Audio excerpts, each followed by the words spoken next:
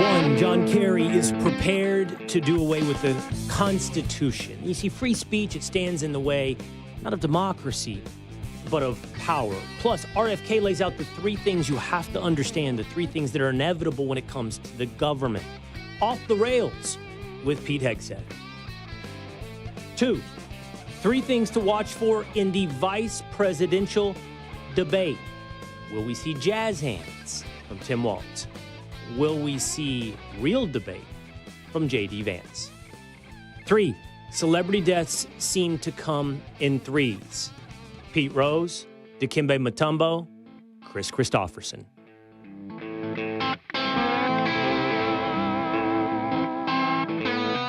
It is the Will Cain Show, streaming live at foxnews.com, on the Fox News YouTube channel, the Fox News Facebook page.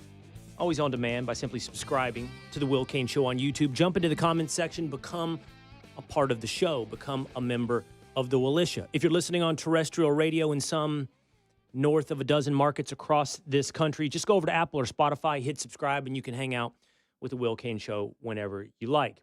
If you are here on a daily basis, then you might have been here yesterday when I weaved my way through a tortured analogy about the future of America in college football, warning my producer Tinfoil Pat and warning America, don't become Florida State. Two-a-days, Dan, Young Establishment James. I saw this on the interwebs. I saw this on Twitter from a longtime listener here of the Will Cain Show. Carmen Thompson tweeted, after Scott Mann, I think Will Cain was all pumped up. Talking about our interview yesterday with Lieutenant Colonel Scott Mann, former Green Beret, about how to get big stuff done. Nobody's coming to save you. Will shared a personal story. Oh, Lord. I think he's on a good track with it, but rather than uplifting, I think he kicked a dude down. Brutal. But yeah, life's not fair, and it's all connected to football. Was I hard on Tinfoil Pat yesterday, boys? Was I a little brutal? A little bit at one point. But we could hear Patrick. Patrick, unmute yourself here. Tough love never little hurts. tough love never hurt. You won't be able to see him, but you could hear him. I'm already working my 2-week out, so. I mean, there was one point where I was just like, quit, Patrick. God damn. It's what we do at FSU I mean, now. just complete the metaphor, Patrick. You got a little down. The system's worked against you. The man will keeping you down. Might as well quit. Might as well resign yourself to 1-4. Complete the play. You know, just go ahead and put the nail in the coffin of my analogy. No, I'm not going to do that. Okay. I don't have it in me. Thought he quit there for a minute. I was like, wait, is he gone already? Wow. All right. The long extended silence he's prone to give us made me think 2 weeks notice just accelerated to 2 minutes notice. All right, if I was a little hard on Tinfoil Pat, I consider it, I'll give you the kind of apology that a man gives his wife. I'm sorry if that hurt your feelings, and I'm just thinking of America. We have a lot to get to today, including just incredible, revelatory sound from John Kerry. Everybody likes to say saying the quiet part out loud, but this is literally the quiet part out loud, and we can appreciate that. We can thank John Kerry for his honesty as he's now ready to set aside the United States Constitution. Let's get into that and the three inevitabilities of government now with story number 1. He's my co-host on Fox and Friends Weekend, my co-host on Off the Grid from time to time on Fox and Friends, and Off the Rails here on the Will Cain Show. What's up, Pete Hegseth? What's up? Hanging in. How you doing? I'm feeling great about my Minnesota Vikings. I just want to lead with that one. If we're talking a little football here. 4-0, undefeated. Sam Darnold, it's early, but MVP prospect. Who knew? We're rolling. Yeah, I love your fandom. I do. This true fandom is a gym. It's a gym. I love it. Everybody's so cynical in the world. We're all supposed to be grown-ups. Right-wing Twitter tells me you're not supposed to care about sports. And my man cares. He will wear his hat, his jersey, and his wristband, and his purple socks and purple Jordans on a Sunday. And he's riding high with the 4-0 Vikings. Feeling great. I mean, I don't see where it ends. It maybe ends in the playoffs against your Cowboys. We'll see. I mean, by defeating you. But yeah, the fun part about this season, of course, and we won't belabor this, but the best season to go into is in a season where you have zero expectations. I told you this. I said, I have no expectations for this team whatsoever, and they have delivered in spades. So I'm feeling great. Ready for a letdown. It is the best. It is the best, what you just described. A season of low expectations, exceeding expectations. I don't know how many times you've experienced that, and I have, most notably by the Texas Rangers and the Dallas Mavericks. But when you look up and you're like, I can't believe this is us. This is us. We're in the finals. We're winning the World Series. It's way better than thinking you should be good and just accomplishing what is expected. On that note, Pete, let's transition into politics. Let's talk about the vice presidential debate. It's interesting, the expectation setting that's beginning to form. There are some reports this morning, and you're a Minnesotan, there's some reports out of Minnesota within the Democratic Party that Tim Walz, not a great debater, that he actually gets somewhat defensive and he can be abrasive when he's in a debate. This debate, Pete, is a mystery box. As opposed to a Donald Trump debate where you have some level of expectation, this is a mystery box. Like, I don't know, how good will Tim Walz be? I do think I have some sense of the qualities of J.D. Vance, but I have no idea what will happen tonight in the CBS News debate. I agree. It's a mystery box. I'm with you. We're going to learn a lot about the temperament and capabilities of both of these men in the first 10 to 15 minutes. But I feel like Vance he's prepared himself very well by a lot of left-wing media. He's very good at the back and forth. He's also very measured. You've never seen him sort of lose it. Whereas those who know Tim Walz in Minnesota, and I know a lot of those folks, he's got a thin skin. He's got a prickly side of him. He can get angry quick. He probably knows it. So he hides behind the folksy, aw shucks, Minnesota thing. But you press him hard enough on the duality that is Tim Walz, the so-called moderate centrist of Congress, vis-a-vis the hardcore lefty that he's been as governor, and then the failures of the second precinct and tampons. And like, what does he do with all of that? How does he deflect and sort of say, the typical stuff you hear on Fox News, whatever, I'm not going to go there. I'm not. Or does he, to use a phrase we used coming out of the last debate, take the bait a little bit? All these rumors out of Minneapolis that he's nervous. I mean, come on, who leaks that he's nervous? This is JV level expectation management.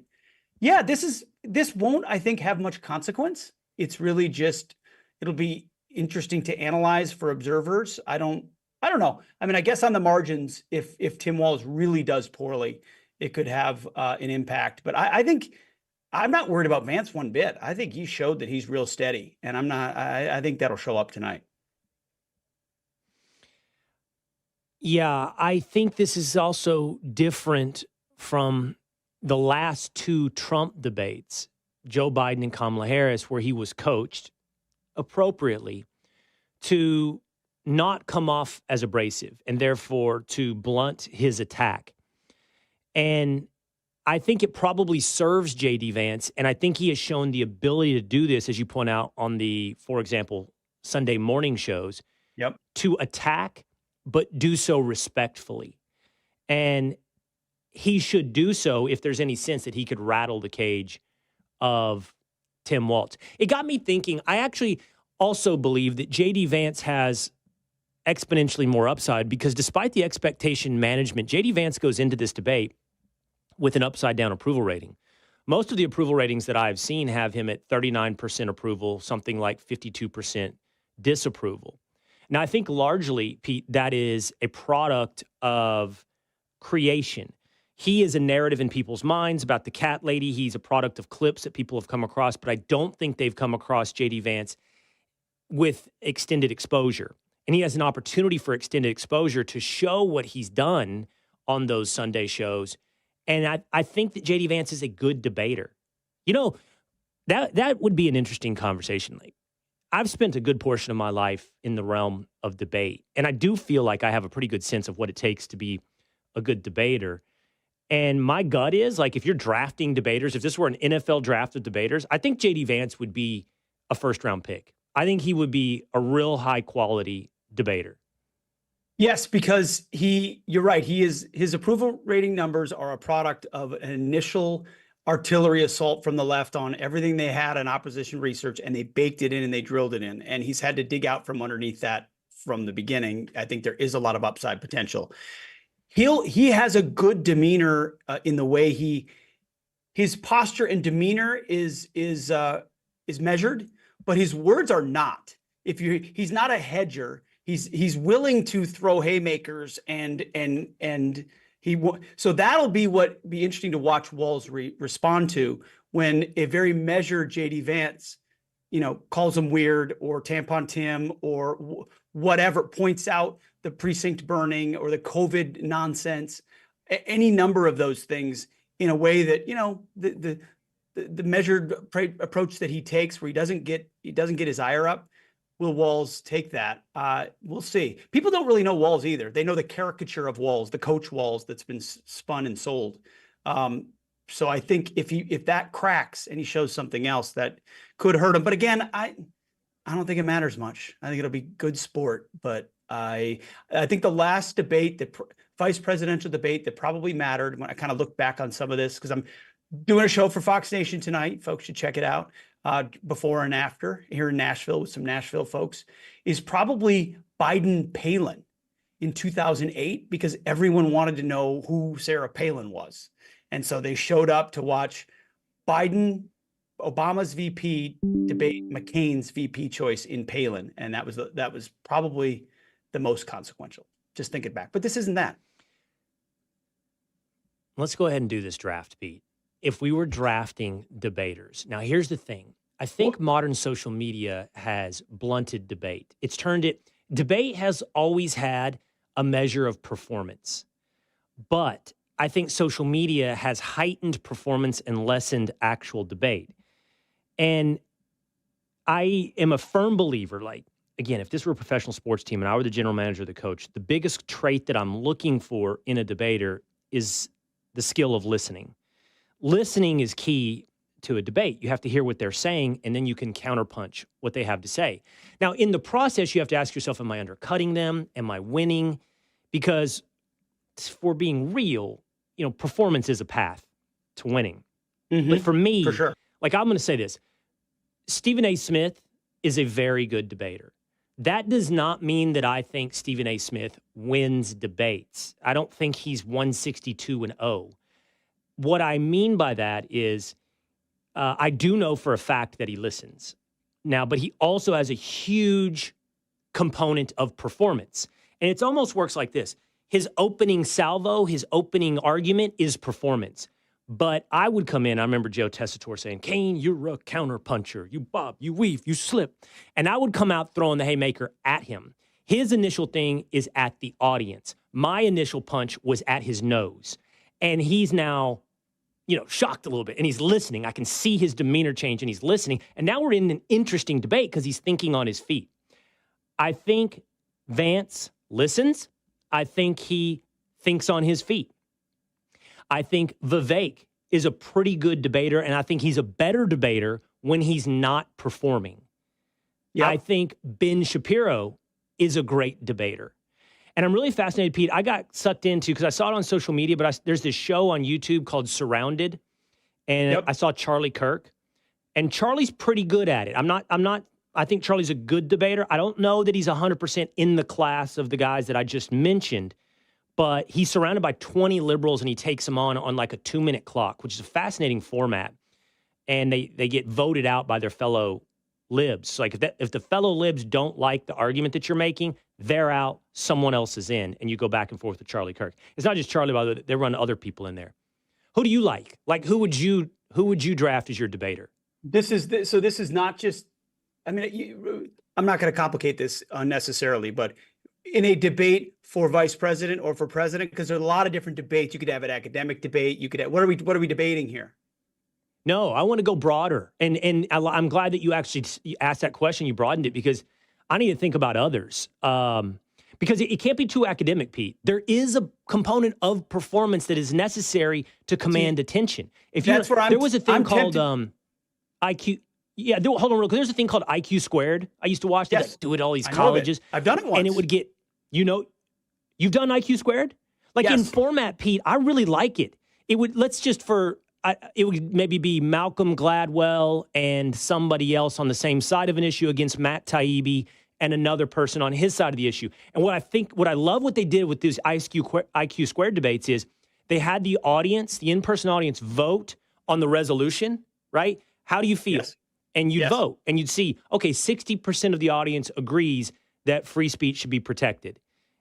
And then after the debates, the audience votes again, and the winning team is the one that moved the audience. Not 51%. You know, you don't have to get the majority. It's who moves the audience from their initial inclination. But it's a little academic, IQ squared. No, I love it. I did an IQ squared debate in London in 2007. I was a new platoon leader back from Iraq. I was joined with William Shawcross. There were 3 teams, and they were all British parliamentarians. I don't know how I showed up there. That's a whole other story. But it was all about the Iraq war and the surge. So I was on the surge is working, keep it going. There was a stay the course of the mission, and then there was an end the war group, and they polled everybody beforehand. And then you get up, and I gave an 8-minute speech. Everybody gives a speech, and then there's a back and forth debate between everybody at the table over point, counterpoint. And we actually picked up the most votes. So we did not have the most votes, but we picked up the most votes from before and after you moved the needle. The speeches and the debate. So we were the winners, even though we were definitely out. We were trounced by the get out of the war, with a British audience in 2007. It's on the interweb somewhere. I would be tempted. Somebody like Tom Cotton is a really good debater on the merits, but not on the performance side. So, I mean, and I like Tom, but you debate him and he knows his stuff and he can come at you and he won't back down. It's just the other side is not but then you could think of someone like a Jim Jordan, who's really good. And he does listen, but he's much, much better at aggregating all the things he knows about a subject and just reminding you everything that you're deficient on and doing it in a really powerful way. I think Charlie Kirk is really good. I've watched a lot of those clips too. I'd have to think, but Vance is up there. I mean, it depends on what you're looking for. Are you looking for a Mike Lee? Are you looking for a Ted Cruz? We've got a lot of good debaters on our side. It depends on if you're debating a Supreme Court nominee or something broader. But I need to think about this. Cruz is a great example. I would also list Will Cain. Just saying. Oh. Cruz is a great example, by the way, of incredibly intelligent and good debater, but bad at the performance aspect. And that's just the truth. I mean, you can just poll your average Texan or American out there that even isn't on the same side of the issue as Senator Cruz, and you'll pick up what I'm putting down. You'll pick up this hesitation towards a gravitation towards his personality, which is an extension of his performance, or vice versa. And so that's the balance. It's like listening and critical thinking skills on your feet versus your ability to perform and entertain and thus command attention. Speaking of free speech, I use that as a hypothetical. This came out over the weekend, Pete. I was appalled. I was shocked, and then I was appreciative because he said it out loud. Listen to what John Kerry had to say about the concept of free speech and the First Amendment. Look, if people go to only one source and the source they go to is sick and, has an agenda and they're putting out disinformation, our First Amendment stands as a major block to the ability to be able to just, hammer it out of existence. So what we need is to win the ground, win the right to govern by hopefully having, winning enough votes that you're free to be able to implement change. The follow-up question there, Pete, from the panel moderator was, are you saying that democracy is hard to balance with the First Amendment or with the concept of free speech? And he says to me, or he says in that clip, he says, democracy is not efficient or not a productive means to accomplish your goals. And he undercuts the idea in and of itself of democracy because it's too unwieldy. That's what he says. It's too inefficient to deal with big problems. And I think he lays the game out there that they often cry, save democracy, in the defense of democracy. And what they're really saying is all of these elements of a republic and even the pure majoritarian concept of a democracy stand in the way of his power. Yeah, it's why you've long seen Democrats and left-wingers infatuated with collective societies? Why were they enamored with what the USSR could do? Why are they enamored with what the communist Chinese can do? Because in a command, as John Kerry would say, in a command and controlled economy, the ability to shift resources is immediate, and you set a strategic directory in a way that otherwise we're distracted by every 4 years another election, and our foreign policy is whiplashed by global engagement and then isolation and treaties change and who can rely. All of that is given as true, by the way.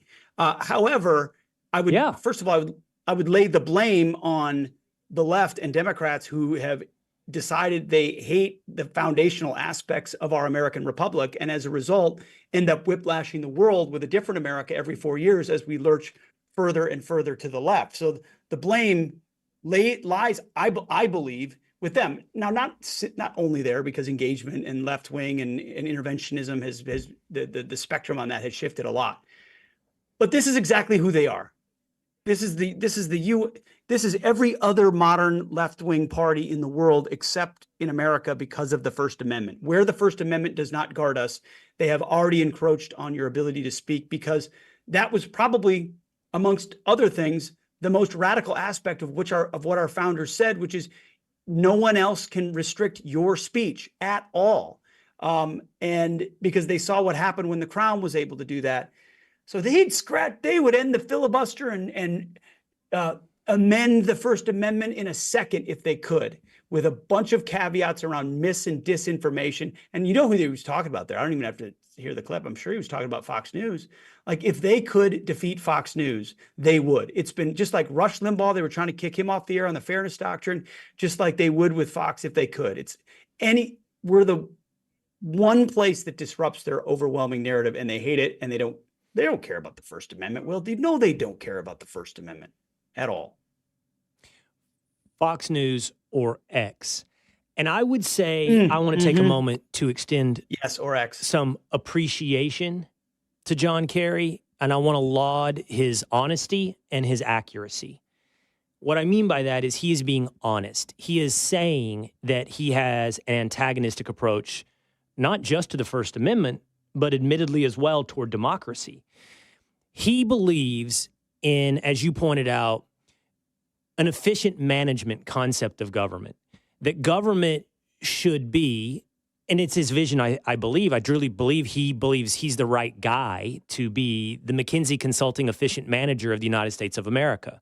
And all of the little problems of America that he probably thinks are bugs, I would say he's accurate. Those are bugs in the system standing in the way of you becoming an efficient manager. I would call them features. You figure they're bugs, I figure they're features of America. Look at this from the New Yorker, also laying it out. The headline in the New Yorker reads, "Is it time to torch the Constitution?" Subhead, "Some scholars say that it's to blame for the political dysfunction and that we need to start over." This is not like partisan conjecture. This isn't hyperbole. And I can't speak to exactly how universal it is, but I think, Pete, you make a wonderful point when you point to every other first world nation has moved beyond the idea that these are features, or they think they're bugs. And they think that things like the Constitution and the First Amendment and the concept of free speech are things that hold society back from the progress that can be brought in by people like John Kerry. Yeah, their vision is government at the center. Their vision is government drives the agenda, drives the top-down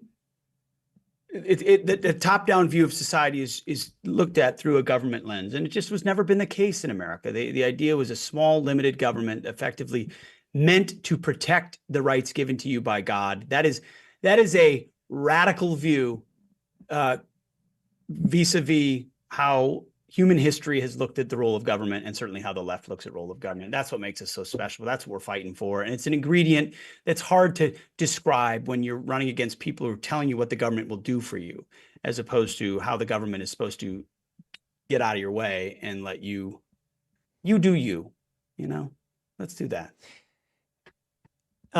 Speaking of efficient distribution of goods, this I find is a fascinating topic, not only because of the impact it has on everyday Americans, but I think it presents an interesting conundrum for the right. And that is, as of today, longshoremen from Maine to Texas have gone on strike, effectively beginning the shutdown of America's ports. Now, people have pointed out this is going to immediately impact your ability to find bananas on the store shelves within a week, perhaps.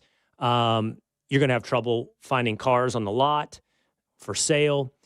That the number of products out there that come through America's ports that are immediately going to begin to skyrocket in price and have a decreasing amount of supply is going to impact every American. And this is the chief negotiator. I believe 2 days back in New York, you have this clip. This is the chief negotiator. 2 days. Do you have this clip? I don't have this one. No, let me find it though. Yeah. That would be good. He says in this, I see Pete laughing. Hey, I see that laugh. Come on. That'd be good. Well, I'd like you to have that for me. Can we find that? That's such a Will Cain. That'd be good. Yeah. Yeah, that would be good if we did what we talked about in the pre-show meeting. Oh, wow. I mean, we're talking about Patrick. What about me now? Well, it's going to be 2 sets of 2 weeks' notice. He said, Pete, that they're going to cripple America. They could cripple it. And there's a lot of bravado in this chief negotiator and what he has to say and the impact on everyday Americans. Now, here's the thing I talk about when it comes to the right. Union workers, blue-collar workers, this has been inroads for not just Donald Trump, but the Republican Party. But yet here you see a union using its power, pushing back on what they want is to avoid automation at ports. And on Fox and Friends this weekend, you and I were there. We had a guest that say we're way behind the rest of the world. Like the rest of the world is automated cranes, automated ports. And I just kind of think this ends up being an interesting place for the right. Like, okay, you've made inroads with union workers. And yet it's pretty clear in this case that a union is standing in the way of not progressivism, but progress. Mm-hmm. This could be an October surprise that we were not anticipating. Imagine this drawing on. Imagine some products being not available or the prices skyrocketing. It's definitely falling on the plate of Harris and Biden. I mean, this is happening because these unions believe they have the most pro-union president they've had in a long time who will stand behind them in their demands with demand. And so you get... They know they don't have Ronald Reagan back there ready to clear the deck for the betterment of the nation. Biden's going to drag this along, and they think they're going to get a 77% pay increase and no automation as a result. If this really sticks for a couple of weeks and we're really feeling the pain, it could matter. I don't know what knowing Trump's political instincts, he will play it right. He'll play into reflecting the concerns of the workers, of the union members, in a way that's politically useful. What that actually looks like in the form of policy is a whole nother thing in a world where there's a lot more innovation. Right. But he doesn't have to worry about that right now. He's got 34 days and he can talk about that without having to commit to a policy position, which could be politically beneficial. I don't know. All I know is that Jen just bought more paper towels and toilet paper. I mean, this is what people do. Oh, really? Oh, yeah. Yeah, she saw the dock workers. You're stocking up. You're hoarding. You bought some bananas too. Yeah, so we're ready for this. I know you're a big banana guy. You love the banana. Yeah, love them. You love everything from the aesthetics of the banana to the way it tastes. You're a big to how banana you eat guy. it, to everything. It's everything about it makes me just want more bananas. And you love a banana. Every morning, Will Cain before the show is housing a banana. Like there's nothing in this world less that I would put in my mouth at 5:50 a.m. than a banana. But hey, to each their own. Yeah, I'm being sarcastic because I'm the banana guy. I think it's the perfect fruit. I think it comes with its own handheld container. I think it's sweet but not too sweet. I think also I like the amount of time it takes to eat a banana. Like it's not too long, it's not too short. I think it's nutritious. I rank the banana number one. You know, the apple, which I enjoy, it's just more work. It's more work than banana. If you don't slice the apple, then it's going to be all on your chin and on your hands. you know, I don't even know what fruit I would put in the running with the banana. I think the banana is winning running away. I think it's on the gold medal podium, and it's looking down and can't even see who's silver. The reason it's not on the gold medal podium is because it doesn't taste good. It's bland. It's boring. It's like it's not about what kind of packaging it comes in. It's how does it feel when it's in my mouth. So that's why I'm a raspberries guy, because it's got real good flavor there. But I don't eat a lot of fruit. But raspberry is my number one. Yeah, it's delightful. If you went to a snow cone stand, right, and you're at the snow cone stand, and you can pick the syrup you want poured on your snow cone, would you pick raspberry? No, I pick grape. I'm going to tell you what I would go. You'd pick grape? Yep. You are 9 years old and stayed 9 years old. Like, that is such a 9-year-old pick. So good. So good. What would you pick? Banana? I would pick pineapple? No, definitely not pineapple. Banana would make its way into my rotation like 1 out of every 10 snow cones. It's not off the table. But the number one draft pick is blue. So it's probably coconut. Coconut usually comes blue or white. I'm a 9-year-old too. I like blue. Yep. Blue looks Clearly, refreshing in blue snow is cone. like more 9-year-old than grape. But I would say cherry is so I'm a 9-year-old too. So cherry and so like sometimes blue is blue raspberry, and that's always a little disappointing. You want it to be coconut. No, or nobody likes coconut coconut either. I don't know what the heck. Nobody likes coconut. Coconut, another bland, that's a big divide. Flavor. Coconut flavor is not the fruit coconut. That's some General Mills made in a cancer-causing factory thing they developed in the 1950s. And I agree with you. Like, I don't want anything to do with coconut water. And even as a fruit, I don't want coconut on my desserts. Huge mistake. But as a synthetic flavoring, they did coconut right because it's nothing like coconut. They upgraded it just like they upgrade the banana flavoring because there's not enough flavor in the real thing, whereas raspberry has a punch right there. Anyway. All right, let's move to this. Let's just take a minute, Pete, and let's just say good job, two-a-days. You found the union worker clip. Yeah. It's entirely too late. The conversation's moved on. Like, do you think the audience wants to hear the clip now? Yeah. Like, I want the audience. I want the audience to hear the clip now. I've heard it. It's good, but because you want the credit. Exactly. Because you want the credit, two-a-days. I you did. Want them to I show did. You hustled. I did clarify after the meeting. I said I have these 2 clips. Anything else? I'm just saying. All right. For the audience's benefit, but more importantly, two-a-days, here is the union's chief negotiator. Oh, they went from 30 moves an hour maybe to 8. They're going to be like this. Who's going to win here in the long run? You're better off sitting down and let's get a contract and let's move on with this world. And in today's world, I'll cripple you. I will cripple you, and you have no idea what that means. No. That guy is straight out of The Wire. That guy is straight out of The Sopranos. And his point is right, like more 80% or more than we know comes through ports. And so if it doesn't come in, it's not here. I don't know what that number is, but he's probably right. That's got to become a meme. I will cripple you. I'll cripple you. That's you don't want to run into that guy at the docks. That guy. That guy's connected. Joe Biden, Pete. This from Tom Bevan over at Real Clear Politics. It's September 30th. This was as of yesterday. Biden has done 3 public events this month. He did 8 last month. This is the sitting president of the United States, and it made me wonder, I need some context. What are we getting from the president? So according to CNN, this was back in February, the amount of interviews done by presidents at that point in their presidency. Obama, 422. Trump, 300. Biden, 83. Okay, that's interviews. How about number of press conferences as of June 30th? Biden, 164. Okay, same period in time. Trump, 468. Obama, 570.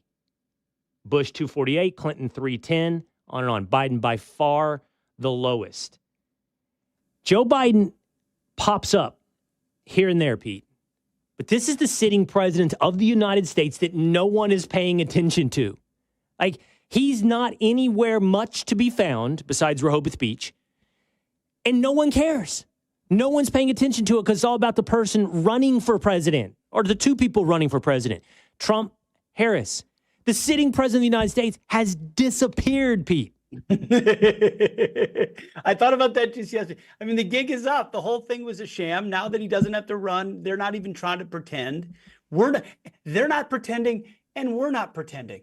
That's the thing. It's not as if I'm actually wondering what's going on. I know exactly what's going on. It's nap time and ice cream, and it is. And they've decided that's what's best for him, and so he's going to. And who else knows that is Bibi Netanyahu. He's going to do whatever he wants. And by the way, they're a sovereign country, so they should do whatever they want. But he's going to do whatever they want because there's no one home, and no one speaks with any authority. That's why I think the chances of escalation are actually lower than we think, thankfully, on the world stage, because I think Iran doesn't want to deal with an unbridled Israel, which is far more devastating to them than one where America is impeding what they're attempting to do. So yeah, this might be a moment we look back on. Unless something crazy happens, I think we're just gonna let it slide. Be like, hey, he's done. Senioritis, he's over. We're past him. The administrative state will run itself. But it really is. It's not even sad. It's amusing at this point. I think there's two stories that, given a decade in the rearview mirror, will have repercussions that we will talk about. One is the condition of Joe Biden. That will continue to be something we learn in the future. Like how much in decline, how much in retirement books will be written is Joe about Biden, it. And the books will be written about it, and the cost to America, because to your point, he may just be able to fade into January, but there's a risk that something happens and we pay the price for a sitting president who is sitting in Rehoboth Beach, who is effectively the Walking Dead.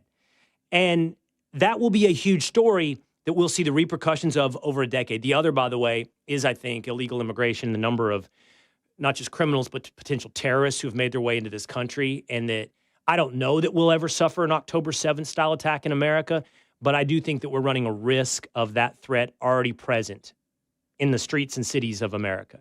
And we'll have to look back on this moment in time, this 4-year period, and say, this is when it happened. This is when those seeds were planted.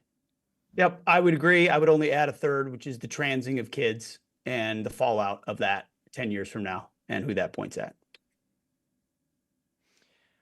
Finally, this. Robert F. Kennedy Jr., who has been out there campaigning for Donald Trump, had some interesting things to say from a lifelong leftist, from a Democrat. And make no mistake, that's Robert F. Kennedy Jr. Now, even though he's saying things today that are interesting, this is who he is. So I think that's what makes this interesting, Pete, as he lays out 3 truisms about the government. Watch. We gave our government all these new powers. And I want you all to remember 3 things. 3 rules. One is that when you give a government a power, it will never voluntarily relinquish it. Second rule, that if you give a government a power, it will ultimately abuse that power to the maximum extent possible.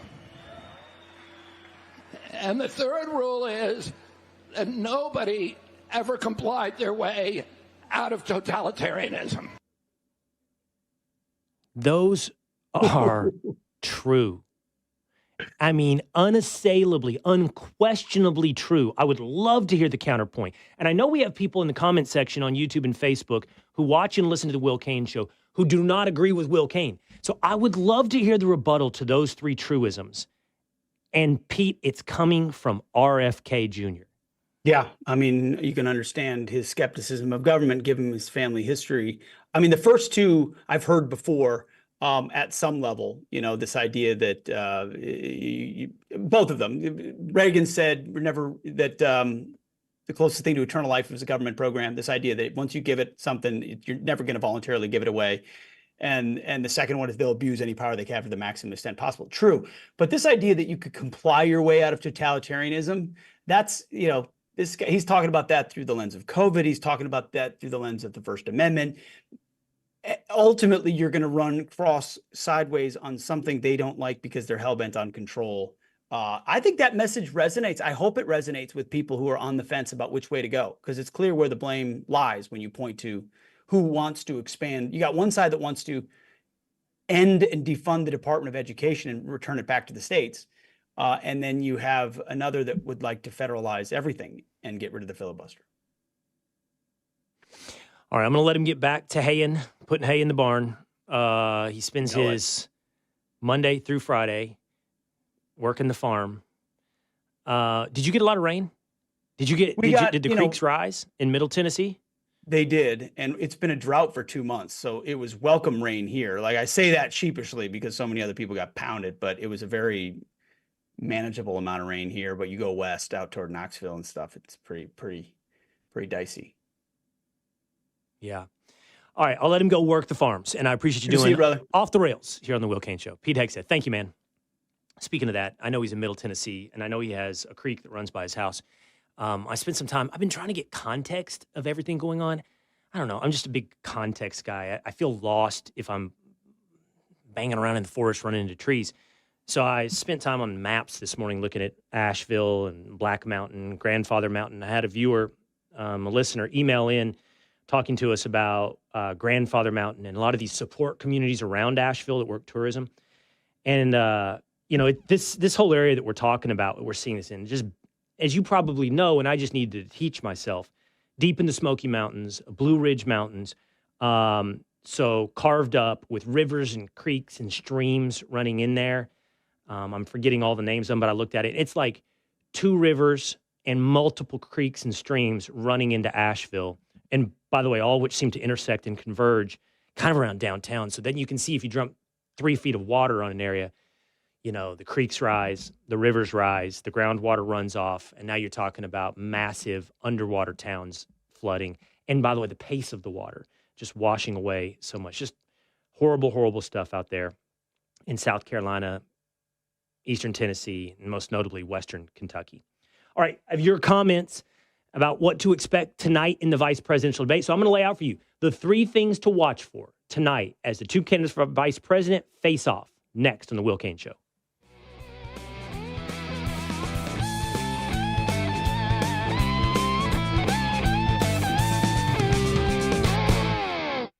Get all of your favorite Fox News podcasts commercial-free on Apple Podcasts with Fox News Podcasts Plus. From Dana Perino, Kennedy, Ben Domenech, The Duffys, and many more. Subscribe now by going to foxnewspodcasts.com.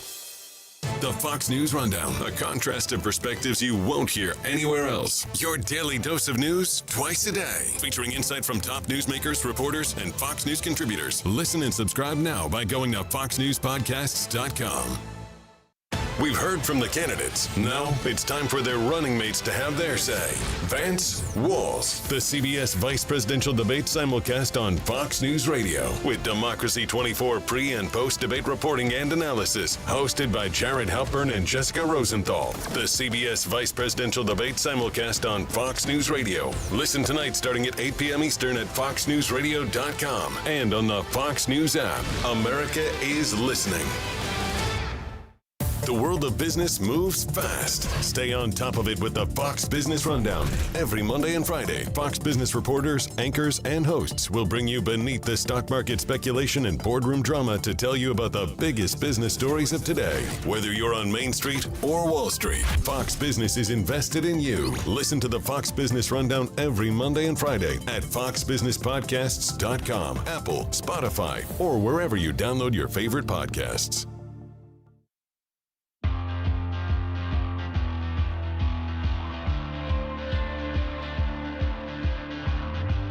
Three things to watch for in the vice presidential debate between J.D. Vance and Tim Walz. It's the Will Cain Show, streaming live at foxnews.com on the Fox News YouTube channel and the Fox News Facebook page. Always available on demand by subscribing at YouTube or on Spotify or on Apple. It's not available for interactive improv. Oh boy, I bet you're good at this, interactive improv. Why don't you call in? Let's put it to the test. Who says, this is what Fox News shows? Not even a good podcast. I like blue, he quotes. I assume it's a he. Could be a she. Could be whatever interactive improv chooses any given hour. Well, it's the number one podcast on Fox. Far and away, top one. But hey, man, you do you. Call in. Go ahead. Join in to the Will Cain Show. Let's see how good you are at improv, how good you are at debate. Making money, Steven says, J.D. Vance is going to win. Brian Reed said, it's going to be hilarious to see Vance become even more hated by more women in the country. Brandon Urie says, Vance is awkward and says unforced errors too frequently. And then MAGA says, what's weird about Walz? I'm going to address each one of those comments I'll lay out for you, by the way.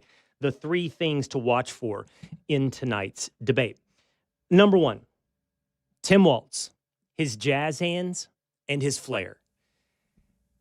Tim Walz, despite how many times he may describe J.D. Vance as weird, and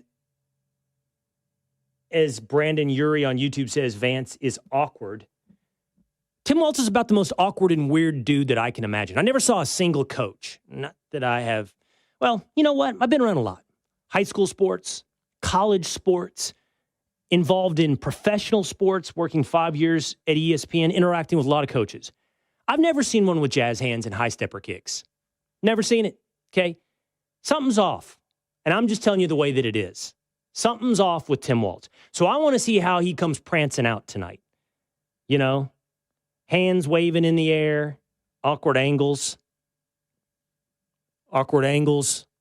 on his hands, jazz hands. I want to see how Tim Walz comes off, the man who proclaims to have taken back masculinity, camo hats, and football from the Republican Party. I think his performance is key to this. We've talked about this in the wake of other debates. It's often been said, and I think I usually go back to attribute it to Ronald Reagan's communication advisor, but it's something like 80% how you look, 20% how you sound, and only 10% what you have to say. That's how people internalize you. Well, he looks off, and he sounds off. For what it's worth, it's interesting to note the rules. The debate is going to be at 9 p.m. Eastern time tonight. CBS moderators. It's also be aired on Fox. You can watch Fox News and watch the debate. The mics will not be muted between candidates speaking like they were with Trump and Kamala Harris. And that gives J.D. Vance the opportunity to press, be rough with Tim Walz. There are those that are suggesting, and maybe it's the lowering of expectations, that Walz gets defensive, irritable. So he's got to deal with the dichotomy of the joyful campaign and he's literally the cheerleader. He's Kamala Harris's cheerleader. Pom-poms and all. Versus being super old grumpy man. I think that Tim Walz's performance is going to be key to this debate. To the extent that, and Kelly Heilman on YouTube says she disagrees with Pete Hegseth, she says that debates do matter. To the extent that debates matter, I think that the way Tim Walz looks, I'm going to combine physical appearance with mannerisms and behavior, is going to matter. That's number 1. Number 2, now to J.D. Vance. And somebody like Brian Reed on YouTube saying, it's going to be hilarious to see Vance become even more hated by even more women in this country. And Brandon Urie again, who says Vance is awkward and says unforced errors too frequently. Well, I guess the reference to unforced errors might be to the cat lady thing, which predates his candidacy and goes back years. Now, I expect Tim Walz will push him on that. He's going to push him on everything. What do you want to bet? What do you think the over-under is on the number of times Tim Walz mentions the word couch? And if you wonder why he'll say couch, look it up. But it's a lie. It's an internet rumor. It's a distortion of something from J.D. Vance's book. No, it's not even that. It was a Reddit lie that somebody made up about J.D. Vance. Here, I'll tell you. You don't have to look it up. The J.D. Vance had sex with his couch. Like some dude, like a troll poster, made it up. It went viral. And then because there's just no concern whatsoever for the truth, politicians have taken it up. Vance has already done it. I mean, Walz has already done it. He's brought it up in speeches, made jokes about a couch. What do you want to bet he does it tonight? You know, he's going to bring up dogs and cats and that kind of thing. But here's what I think. I think as the candidate, I don't see too many unforced errors from J.D. Vance. I really don't. Brandon. And Brian, you have lived in a world which is either an algorithm or a cable news channel that has fed you this idea and fed a lot of women this idea that J.D. Vance is ultimately hateable. I know his numbers, 39% approval rating, 52%, something like that, disapproval rating. I know that. What I would suspect is I actually think this is a huge opportunity for J.D. Vance to disprove the manufactured image that's been created in the algorithm or on cable news about who he is. If you've ever watched any of the Sunday morning show interviews where he takes on debates, basically, adversarial interviews every time he talks, he not only wins, like logically, but he interacts in a respectful manner while. Now, not soft. Respectful doesn't mean soft, and respectful doesn't mean allowing yourself to get steamrolled. But not coming off defensive, abrasive, like an a-hole. And I think he does a pretty good job of that, and this is extended exposure in that exact environment, either to Tim Walz or to the moderators. And I would say to you that I think that J.D. Vance certainly has more to win tonight than Tim Walz. It's like you could say on this front, when it comes to approval ratings, these guys, Walz is going to be kind of playing, he's not going to be playing prevent defense, but he's going to be playing with a lead, and J.D. Vance is going to be playing from behind.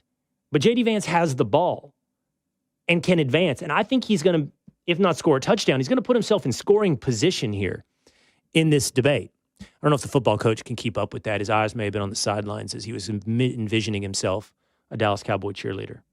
And then third, the moderators. This is hosted by CBS. 80% of CBS News coverage of Harris Walz has been positive. 80% coverage of Trump Vance has been negative. From a lot of what I have heard, the ABC debate moderators, David Muir, coming out of the Trump-Harris debate, not only hurt themselves, ratings went down for David Muir, but might have ended up helping Donald Trump by showing the uneven nature of the playing field. If CBS does that tonight, that's going to play into J.D. Vance's hands, not simply because it shows the audience exactly how tilted the playing field is, because J.D. Vance is really good at this, at going back at the moderators. I think the three things to watch for are Tim Walz's flair and performance, J.D. Vance's playing from a 39% approval rating into his skill set of debating and what that means, and then the role played by the moderators in tonight's debate. We'll break it all down for you tomorrow here on The Will Cain Show. By the way, CrowB707 says, coconut, you're out of your mind. Blue raspberry is so much better than coconut. You got to go blue raspberry or cherry snow cone. Well, CrowB, you can take it up with interactive improv, okay? He doesn't want to talk about snow cones. And then Christy Boltzma says, why do union members get different laws than regular Americans who aren't in unions? Well, for one, the number of laws that address unions because they have played a massive role in the industrialization of America, a positive and negative effect. They improved working conditions for workers dating back into the late 1800s. It's just a historical fact that unions were also a conduit for Marxist Party USA to infiltrate, get political influence, and push their ideology, the daily worker. And everybody's now asking, will Joe Biden invoke the Taft-Hartley Act, dating back, I believe, to the 1920s or 30s? No, it would be before that, 19-teens, I think. The Taft-Hartley Act, which says the president can force them to go back to work for 90 days during a cooling-off period while negotiations continue. This is a story that, impacts a presidential election. Impacts, I think, well, Pete's right, Trump doesn't have to address it. It does ultimately impact the future of the Republican Party and who you are going to be and what you're going to advocate for. It's going to impact the lives of Americans. All right, coming up, we lost Pete Rose. We lost Dikembe Mutombo. We lost Chris Christopherson. Celebrity deaths always come in threes. Next on The Will Cain Show.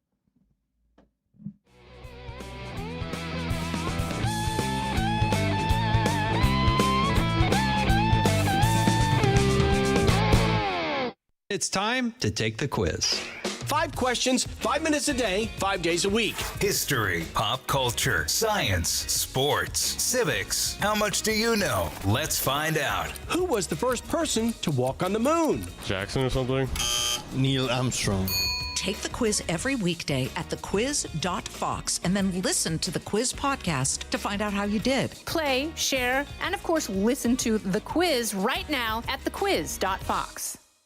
Did you hear the news? Now you can. With instant updates from Fox News for Amazon Alexa. Breaking stories and top headlines, the economy, and so much more. Brought to you by Fox News, America's #1 cable news network. Plus, setup couldn't be easier because everything's ready to go in the app. Just say, Alexa, play news from Fox. In Fox News. It's the latest when you need it, on demand, from Fox News and Amazon Alexa. I'm Dana Perino, co-host of The Five and co-anchor of America's Newsroom. Join me for my podcast, Perino on Politics. Listeners of Everything Will Be Okay will gravitate toward this podcast too. Every Monday, I'm going to talk to people I trust in politics as they tell me what they're seeing and thinking in the 2024 election cycle. As they prep me to cover the upcoming election, they'll prep you, the voters, too. Make sure you subscribe to this series on foxnewspodcast.com or wherever you download podcasts and leave a rating and review.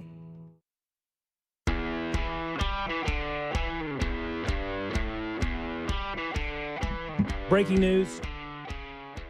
As of 17 minutes ago, the headline reads, Iranian missile attack underway against Israel. It's the Will Cain Show, streaming live at foxnews.com on the Fox News YouTube channel and the Fox News Facebook page. Hit subscribe at Apple, Spotify, or on YouTube. Jump into the comments section. Become a member of the militia. The article at foxnews.com reads as follows. Iran's anticipated ballistic missile attack against Israel is now underway, according to Fox News chief foreign correspondent Trey Yingst. Yingst said initial reports indicate that around 100 missiles have been fired toward Israel. Israel's Iron Dome missile defense system could be seen intercepting the projectiles. The IDF also said in a statement that a short while ago, missiles were launched from Iran towards the state of Israel. Sirens could be heard going off across Israel during the attack. Quote, the IDF is doing and will continue to do everything necessary to protect the civilians of Israel. The IDF is fully prepared for both defense and offense at peak readiness, said an IDF spokesperson. Continue to act responsibly and keep calm as you've done so far and make sure to follow the guidelines. That's the latest right there from a missile attack from Iran on Israel. All right, we're going to keep our eyes on that and bring you anything that's obviously huge breaking news that we'll keep our eye on. I don't have anything more as of this moment. It'll be interesting to find out, to watch and see the level of sophistication and offensiveness of Iran's attack. You remember the attack what was it? It wasn't even a year ago. The drone strikes and some missiles as well from Iran to Israel that were largely performative, easily shot down by Israel. I think a handful got through and didn't hit populated areas. If this is similarly impotent from Iran, a performative strike designed to show, we can't simply deal with you decapitating Hezbollah, but we need to do something to show some offensive strength? Or is this the beginning of a regional war? Is this an all-out offensive? On your screen right now, you're seeing some footage from some of those missiles overhead as they go from Iran to Israel. Obviously, the big fear, the big risk is, if this is more than performative, is this the advent of a wider regional war? We know that Hezbollah is in essence the front lines for Iran. That as long as Hezbollah was there to do the dirty work and to also receive the brunt of the response from Israel, then Iran could sit safely behind that shield. That shield is and has been Hezbollah. It has been the Houthis in Yemen. It has been Syria, and it has been Hamas. Hamas, somewhat decimated. Hezbollah, now not gone, but decapitated. Syria has been for years now engulfed in its own civil war. The Houthis been on the offensive against both Israel and America, having launched missiles from Yemen at Israel and attacking American ships. But if that barrier, if that shield between Israel and Iran begins to be deteriorated in a significant manner, does, as Pete Hegseth projected a little bit earlier, and as also, by the way, as speculated by Scott Mann, Lieutenant Colonel Scott Mann, former Special Forces, yesterday on the Will Cain Show, does that cause Iran to back down? Okay, we're not ready for this. We don't want this full-on war, which would lead us to believe what we're watching is more performative than the beginning of a regional war. Or is this it for Iran? We have to now go. We have to do. We're going to find out as the details come out about this missile attack on Israel. I'll bring the guys in here. We're going to switch gears for just a moment because I've given you everything I know right now on that attack. We're going to return as anything else comes up.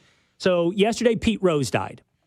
Pete Rose is an interesting, forget sports figure, but cultural figure. Sports figure, he's one of the best baseball players of all time. He should have been in the Hall of Fame. He was kept out for gambling. And one of the stories, and I know Tinfoil Pat's into it, is he's kept out for something that now everybody, not this show, who's talking about is sponsored by a gambling podcast. We're not sponsored by a gambling podcast. Not yet. Or gambling, not yet. So he's kept out for something that now not only does everybody do, but has been legalized. Pete Rose became the, in 2 days, you definitely know this because Dan Patrick had a radio show, has one now and has had one for decades. It was, like with First Take, there's two stereotypical debates in sports. One, anything to do with the Dallas Cowboys. And two, Jordan versus LeBron. But once upon a time, it was, should Pete Rose be in the Hall of Fame? Like that was bread and butter.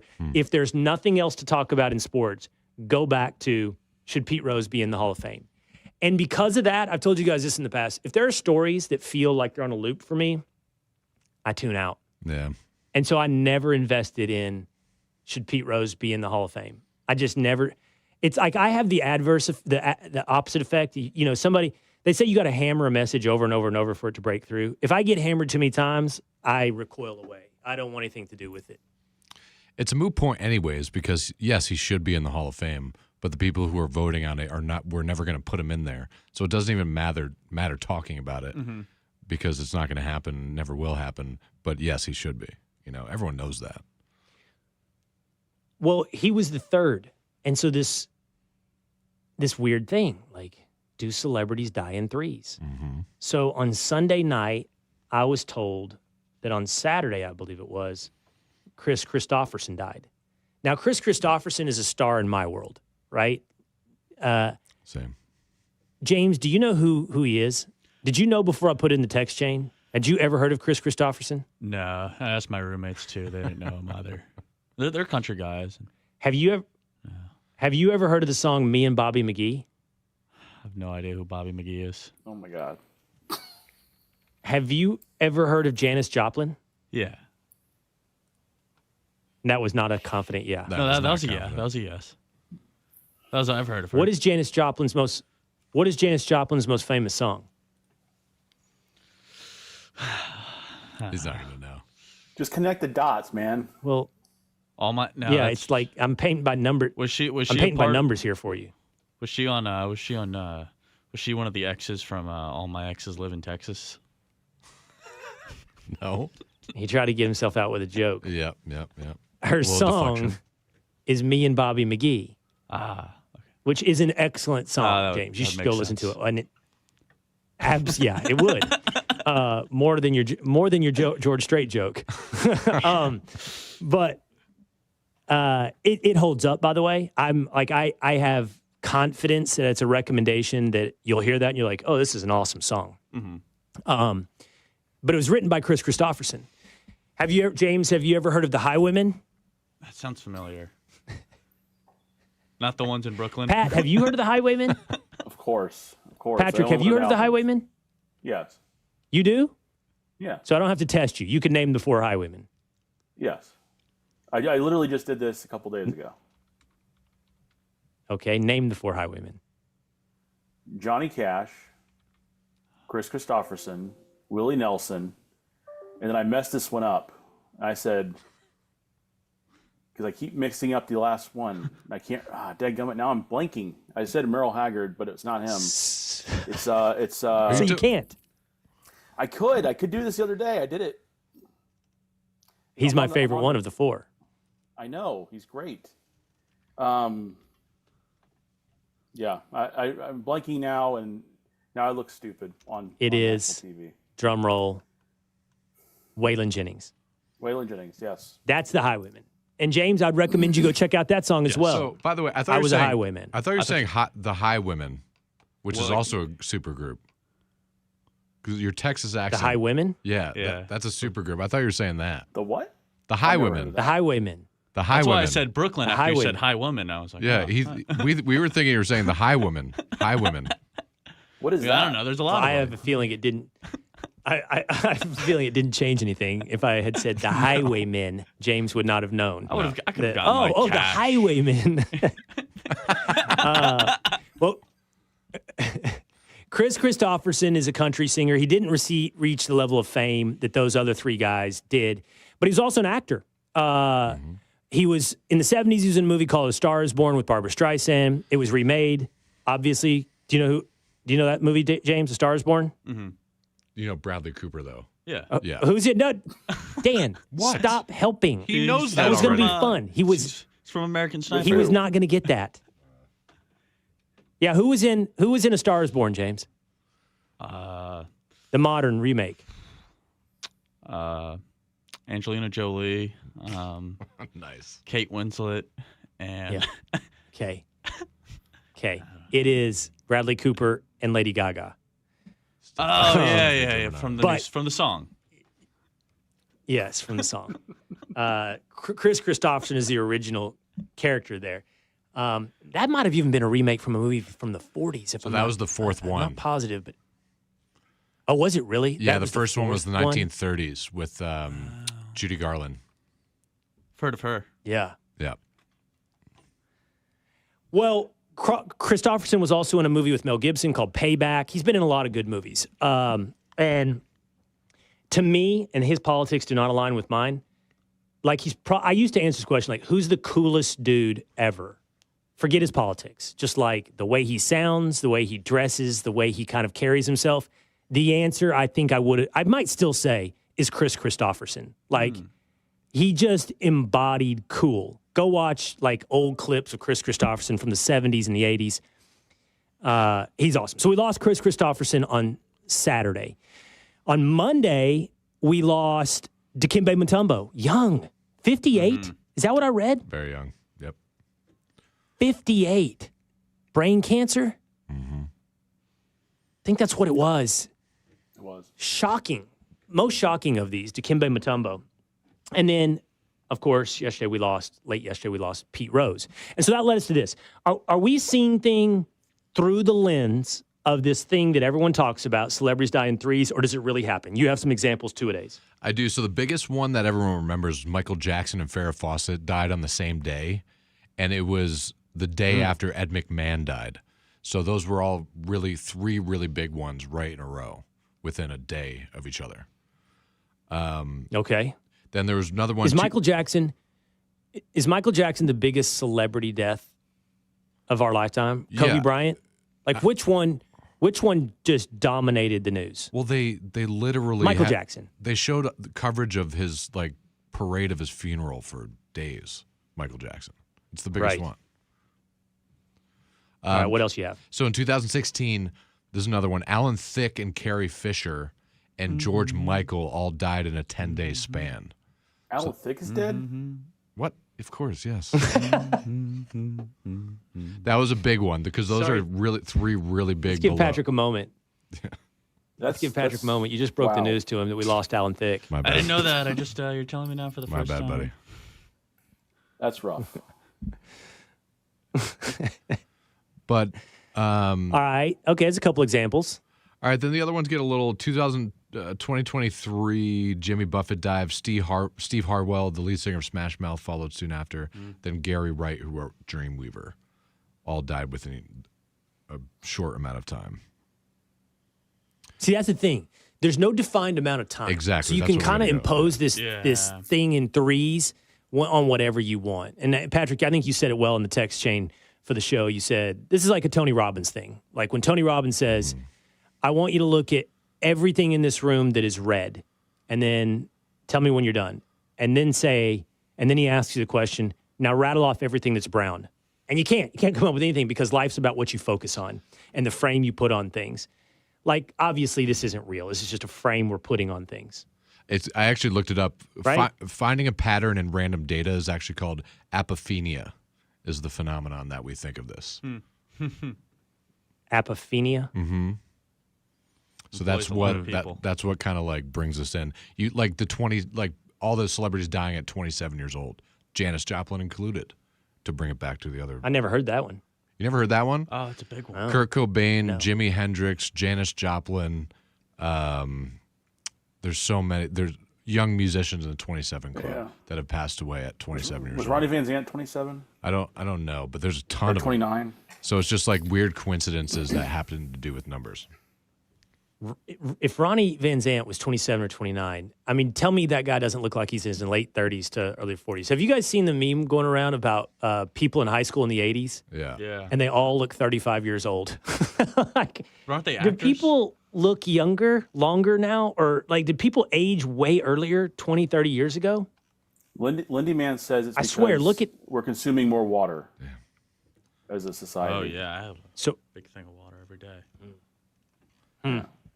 All right. Because like there's a picture of the guys from Cheers, and they're all like in their early to mid 30s, and they look like they're 50. Right. Every one of them. I mean, like. Have you ever seen Rhea Wilford Perlman. Brimley? Somebody was throwing that around. Yeah. Did you know that in The Natural, Wilford Brimley was 49? He's my age. And by the way, he's only 2 years older. He's only 2 years older than Robert Redford in the same movie. And Redford's playing like, a pro baseball player. And Wilford Brimley, do you know when he was in Cocoon and they were doing the like retirement community movie? How old was he then? I think he was like mid 40s. I don't know. Wilford Brimley's the oldest looking young man you've ever seen in your life. So was the guy from Cheers? What's the guy, Norm? He was only like 34 in Cheers or something like that. And he looks so much older. The guy sitting. Maggie Smith just died, so maybe it's not threes anymore because that's 4, right? That's true. But but we don't count things that don't make sense. Blew it all up. We don't count things that don't fit into our narrative. Well, I'm creating a new narrative. Right. We all thought she was old because she played an old lady in Hook with Robin Williams.